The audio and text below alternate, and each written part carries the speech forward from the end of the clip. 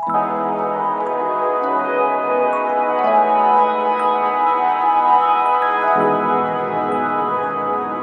à tous, ravi de vous retrouver pour ce nouveau numéro de Vision Sport sur Activision TV. On débute en NBA. Pour sa deuxième sortie, Georges Niang, le joueur de l'Utah Jazz, a perdu face au Thunder d'Oklahoma City. L'ailier fort de 27 ans a disputé 25 minutes durant cette rencontre et a inscrit 7 points, 2 passes décisives et un rebond. Sixième joueur le plus utilisé de l'effectif, il est le 7e meilleur scoreur. Loin de la NBA, pendant un an, Carmelo Anthony doit remercier les Rockets pour cela. La franchise texane n'avait pas hésité à le mettre de côté pour des raisons étranges. Au final, l'ailier a eu sa revanche dans le duel opposant Houston et Portland, l'occasion de voir Russell Westbrook contre Damian Lillard. Même si les deux hommes ont échangé quelques mots, pas d'explosion cette fois-ci. Cette dernière a finalement eu lieu sur le parquet avec une rencontre très serrée jusqu'au bout. Il a fallu attendre la dernière minute pour voir les Blazers prendre l'avantage, victoire finale 110-102. En football, dégraissage au FC Barcelone, 16 joueurs sur le départ. Selon le quotidien Mundo Deportivo, les 16 joueurs en question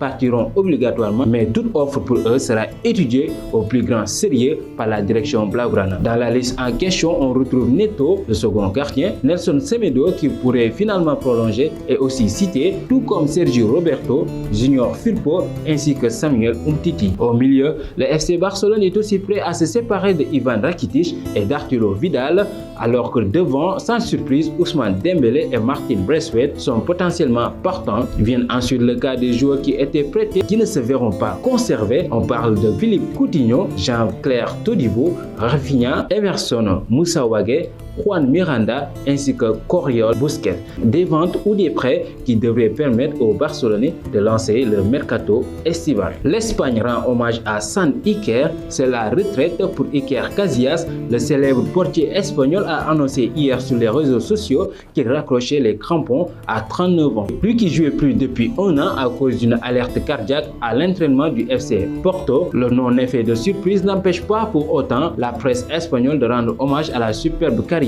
de son champion. Les joueurs, les supporters ont aussi rendu hommage au légendaire portier madrilène et de la Roja. En Italie, Paulo Dybala, élu MVP devant Cristiano Ronaldo, a remporté sa deuxième Série A en 2 ans, passant à la Juventus de Turin, mais il n'enchaînera pas une deuxième distinction individuelle consécutive consacrée aux joueurs du championnat italien la saison passée. Il laisse cette fois-ci cet honneur à son coéquipier argentin Paulo Dybala. L'attaquant de 26 ans, auteur de 11 buts et 7 passes décisives en Serie A, est récompensé pour la première fois de sa carrière. Lui qui avait rejoint la Juventus en 2015 en provenance de Palerme, le trophée du meilleur joueur de la Serie A été donné à Paulo Dybala cette saison. On termine avec la lutte traditionnelle sénégalaise. Dans le coma depuis quelques jours, depuis un terrible accident de moto, le lutteur originaire de Rufisque, Papa Yad 2, a finalement succombé à ses blessures. Hassan Diop, de son vrai nom, faisait partie de la jeune garde de la lutte sénégalaise. Il avait disputé son dernier combat en mars 2019 contre Papa Boy Djiné qu'il avait brillamment terrassé.